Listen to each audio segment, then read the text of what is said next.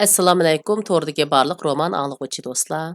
Biz Misr yozuvchisi Ehson Abduquddus yozgan Yigit degan shundoq bo'lsa degan romanni o'qishni davomlashtiryapmiz. Oldingi qismda Navalning Fatining uyiga berib kelgandan keyingi Ibrohim va Muhitlar bilan paranglashayotgan yerlarni o'qib o'tgan edik. Endi davomini o'qiymiz. Sirtdan Mo'mayning vaqirgan ovozi anglandi. Naval! Naval! Bu qiz nega ketgandi? Men chiqib qarab baqay. Apamning nima ishi bor-ku? dedi Naval o'rnidan qo'zg'alib. U eshik tuyiga borganda kayniga burildi. Akasiga qarab kulib. Muhit, menda ansirmagin. Sen meni bilasan-ku, dedi. Apsi oshxonaning oldida turadi. Nega ketding? O'zim yolg'iz yetisholmayli qoldim. Qaytib kelganingga yarim soatdek bo'ldi-ku deyman. Muhit bilan paranglashib qoldim. Menga berib, oyoq paypog'ingni silib yetib kel. Oppoq ochangning ola kuchuklari kelib qoldimi nima? Qo'lini agri qilmadi. Ma'qul, dedi Naval va hujraga kirib qarab ochisini izladi. Samiya karvatning bir bulungida tomga yulinib, ikki tizini quchoqlab o'ltiradi. Uchsida ko'k kichilik xoliti, beshida o'ngib ketgan kona sharpa, chiroyi mo sharpining rangidek seriq, ko'zlari yig'idan ishib ketgan edi. Naval uning yiniga kelib mehribonlik bilan "Nim bo'ldi?" deb so'radi. "Hech nim bo'lmadi. Sen nega yo'qolding?" dedi Samiya ochiq bilan. Naval hech ish bo'lmagandek. "Pajiyanikiga bordim. Biznikiga kelib qolmasin deb. Men uning yiniga berib keldim", dedi. Samiya shundoq bir tikildiki, uning bu qarishi ba'ayni qurib qolgan attirgulning tikini edi. Yolg'on. Bu hilangni menga ishlatmasang bo'larmikin? Naval yolg'onni aplashtirolmay so'radi. Sen degina emsa, men nega bordim? Bilmayman. Bu uydagi ishlarni kim biladi? dedi Samiya qiynagandek.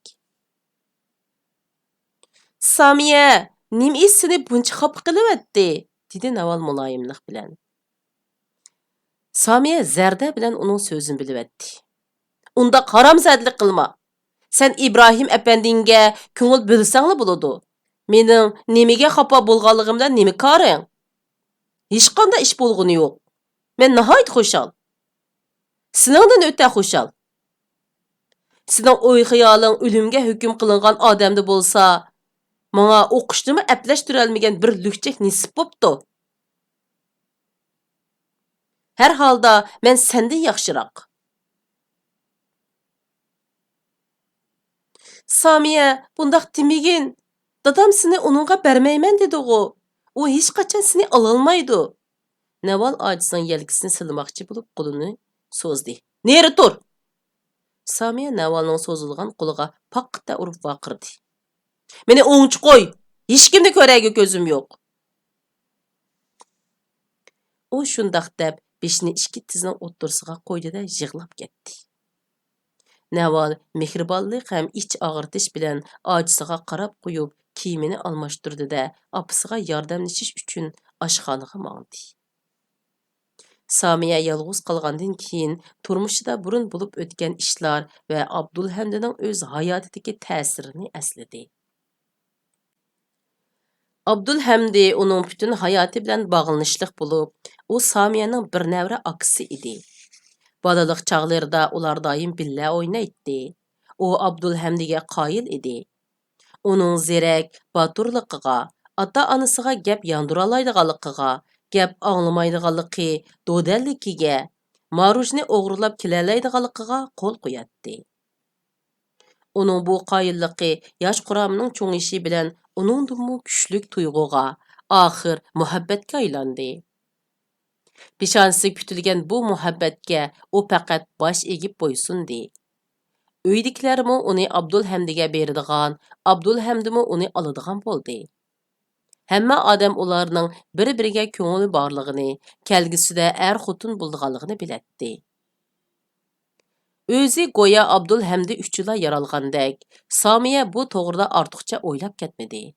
U bu ishni bilgandan tortib, ya'ni 11 yoshidan boshlabla o'zini Abdulhamdini xotini deb qaradi. U Abdulni ko'rsa izo tortadi. Uning o'ziga itoat qiladi. Astirdan uningga bulishadi. Biror ishqa yo'liqsila uni topadi. Bu xil munosabat Samiyada yishiga munosib kelmaydigan tuyg'u paydo qildi. U o'zi Navaldan cho'ng, akasi Muhitdimi cho'ng, hatto opasi bilan tanglashib qolgandek his qiladi. Shundoq bo'lg'achqa qiz do'stlari oldida mag'rurlanadi. O'zini kamso'z, tajribalik, pishqon, uy ishlariga puxta, asli ho'rim bo'lsa-mu, qo'lidan ish keladigan qilib ko'rsatishga tirishadi. Abdulhamdi uningdan 5 yosh cho'ng bo'lib, Samiya uning qandoq o'sib cho'ng bo'lganligini, chiroydagi ərlik o'zgarishlarni o'z ko'zi bilan ko'rgan. Burutdi xat tartqanda uni o'ziga texmo yaqin his qilgan. To'yning daqudunbaqlarini anglagandek bo'lgan edi. Lekin shu mezgilda Abdulhamdi uzoqcha yo'qab ketdi. Keyin dadisidan u lukchak degandek ba'zi so'zlarni anglaydigan. Bora-bora oiladagilarning hammasi uni shundoq deydigan bo'ldi. Shuning bilan Abdulhamdining lukchakligi hamma odam bildigan faktga aylandi. Dastlabda Samiya bunga ishonmadi, chunki u Abdulhamdida lukchaklik alomatlarini ko'rmagan edi. Abdulhamdi hech nimadan qo'rqmaydi, to'la gap qiladi. U 14 yoshida Samiyani oldida tamaki chekkan. Ikki qatim Samiyani so'yib olmoqchi bo'lganda Samiya ittirayotgan edi. Chunki u chaqlarda Samiya to'y qilgandan keyin suyishga bo'ldi deb qaraydi. Ammo bunun qarabla uni lukchak deyishga bo'lmaydi. Abdulhamdi muhitga butunlay o'xshamaydi. Ammo Samiya Abdulhamdidek odamlarni chin ko'ngildan yoqtiradi. Chunki bundaqlar uningga azimatlardek jasoratlik, tadbirlik, jur'atlik bilinadi. Shunga u mushundaq odam bilan to'y qilishni orzu qiladi. Hatta o kishilarning Abdulhamdi usulchi qizlar bilan eg'iz burun yalishib yuriydi, nashat chekidi degandek gaplarni anglagandimi, o'zini Abdulhamdiga mansub deb bildi. Shuning bilan uningda uni qo'limdan chiqarib qo'ymanmikin degan andisha paydo bo'ldi. U Abdulhamdining o'ttira maktab imtihonidan o'talmaganligini anglaganda, ondan uning kallasi ilishib ketdi. Chunki u asli Abdulhamdi imtihondan o'tidi. Universitetga chiqidi, bakalavrlik unvonini oladi. Ondan men bilan to'y qiladi deb o'ylaydi. Shunga o'zining kelgusidan gumonlanib, ixtiyorsiz holda agar uning axloqi yaxshi bo'lsa mayli deydigan bo'ldi. Keyin Abdulhamdi yana bir qitim sinfdan qoldi. Samiya shundala ba'zi gaplarga haqiqiy ishondi. Oilasidagilarga o'xshash Abdulhamdining lukchakligini e'tirof qilib, uni o'z turmush doirasidan chiqib ketgan, o'zidan yiroq odam qatorida ko'rishga boshladi.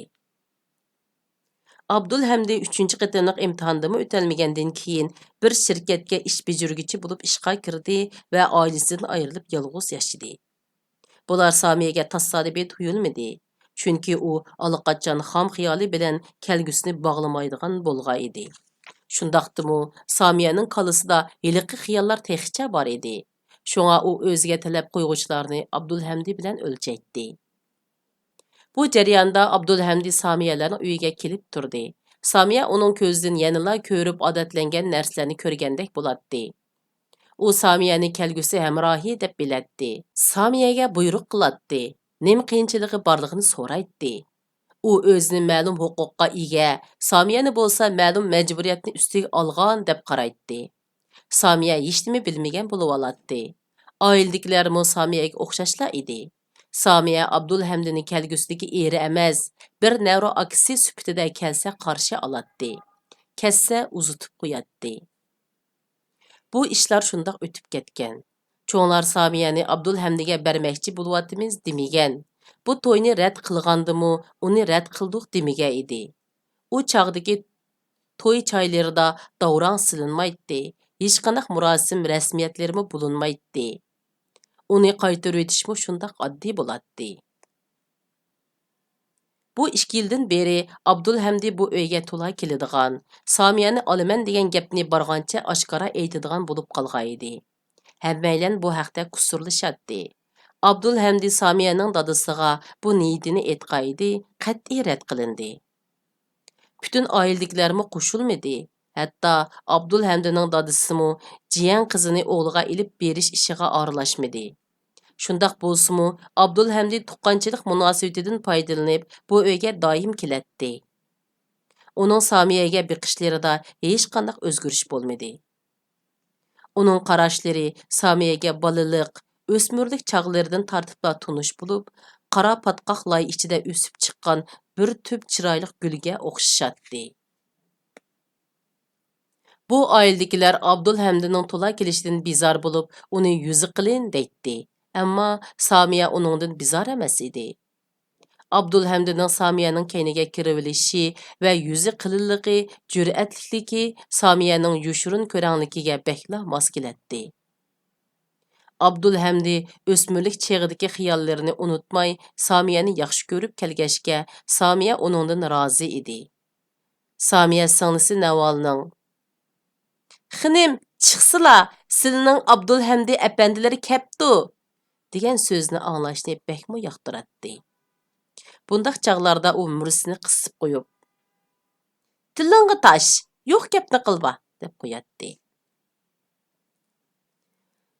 Biroq hozir Abdulhamdi Samiyani iskanjaga oladigan qurol ko'tarib kelyotdi. Bütün oilaga tahdid salmoqda edi. U Samiyani suydi.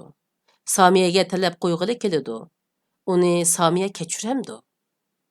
O'zini olaman deb intayin cho'ng gunoh o'tkazishga jur'at qilayotgan odam oldida Samiya o'zining ko'rangligiga bo'ysunishi kerakmi yoki Abdulhamdiga nafratlanishi va uningdan bizar bo'lishi kerakmi? Samiyani mushu arisaldilik azoblayotdi. U o'zining ko'rangligi va kalisidagi xom cho'ti o'tirsida arisaldi bo'layotdi. U Abdulhamdidan qo'rqmaydi. Uning o'zini to'y qilishga majburlashidan qo'rqmaydi. Faqat uningga shundaqla o'ziga nisbatan ko'ngil to'xtalmayotdi. Samiya o'zining bo'shangligiga yig'ladi. Iftorga zambirak etildi. Samiya yuragi xuddi zambirak o'qi tekkandek titrab ketdi. Ishik ichilib opasining beshi ko'rindi. Qo'lida bir taxsi qo'rima tomoqxonaga akirib ketyotdi. "Yur Samiya, yur, obdan qizim, iftor vaqti bo'ldi", dedi onasi. İftarda hammalar g'amga patqan holda gap so'z qilishmay jim-jim g'izalandi. Hammalar Ibrohimga qarab qo'ysak, u xijil bo'lib o'zini qo'yarga yer topolmay ketidi deb tashvishlangandek uningga qaramaslikqa tirishatdi. Navalla buningdan mustasno, u Ibrohimga bir necha qitim yoshirincha qarab oldi. Keyin boshqalar ko'nglimdagini bilib qolmasin deb qaramadi. Hammaylar bir-biridan o'zini qochirgandek, tezroq tinchlanayli degandek tomoqni nihoyat tez yeyishdi. Samiya tatliq yemakliklarni yemayla o'rnidan turdi. "Nimishqa tatliq turumlarni yemaysan?" Apsi uning orqasidan to'g'ladi. Samiya xuddi biri bilan so'qishib qolgandek xo'ylanib, "Yegim yo'q", dedi-da hujrasiga mangdi. Tez mengib yiqilib ketgili tas qoldi. Naval xuddi xo'shlashgandek o'tirganlarga birmu-bir qarab chiqib, o'rnidan turdi-da ochisiga tasalli berish uchun mangdi. Buvay bilan Muhit o'rnidan tangli turdi. Ibrohim o'rnidan turdi va o'zining kaynda qolganligidan sal uyaldi. Tamoq ustulida mo'may yolg'izla qoldi. U tamoq yeyotdi. Ammo ko'zi qachida emas edi. U balki odatdagidan jiq yegandi. Ammo nima yeyotganligiga diqqat qilmayotdi. Uning ko'ngli parishon, qolisida ming xiyol. Buvay hujrasiga kirib ketdi. Muhit birdam arisalda bo'lib turib qoldi. Ibrohim u meni buvayning yiniga birdam o'ltirib chiqishga taklif qilarmikin deb kutdi. Ammo Muhitning arisalda bo'lib turganligini sezib, parishon holda Muhitning hujrasiga kirdi. Muhitmi uning orqasidan kirib eshikni yopdi. Biz çayını müşədil içeylimikin, dedi o. İxtiyaring, dedi İbrahim.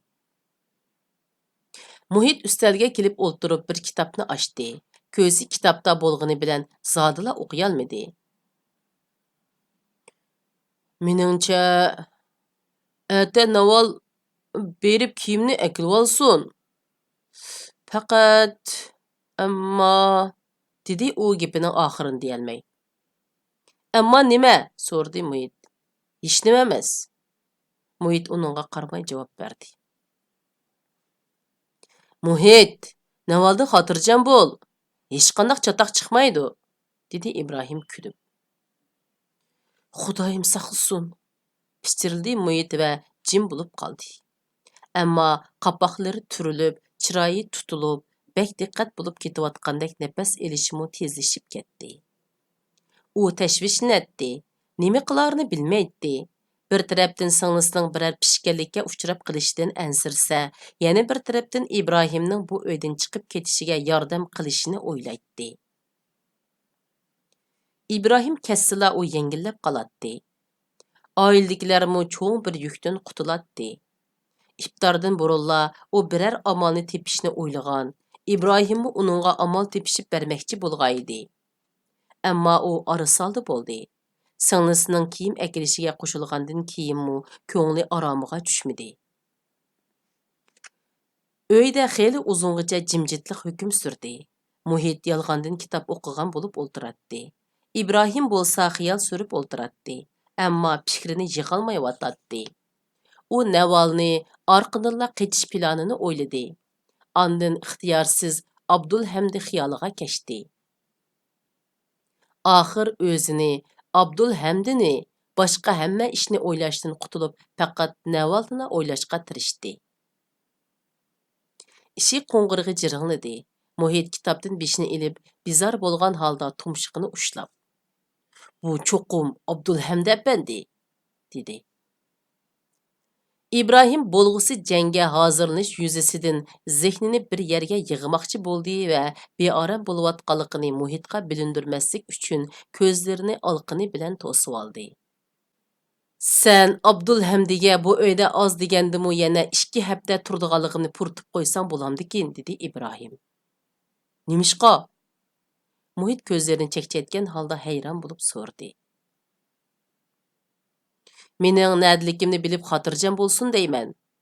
Bo'lmasa u meni bu uyni nazorat qilib, men boshqa yerga yo'tkalgan hamon soqchilarga xabar yetkazib qo'yish mumkin. To'g'ri. Muhitning chiroyi aksiga keldi. Sen uning bilan ko'rishmamsan? so'rdi İbrahim. Muhit sal o'ylanib olib, "Dadam chaqirsa bir gap bo'lar", dedi. Ishik qo'ng'irig'ining jiranglishi bilan hamma odamning nervisi xuddi tok o'tgandek bo'lib ketdi. Buvay Turkiya pasondagi safada o'tiradi.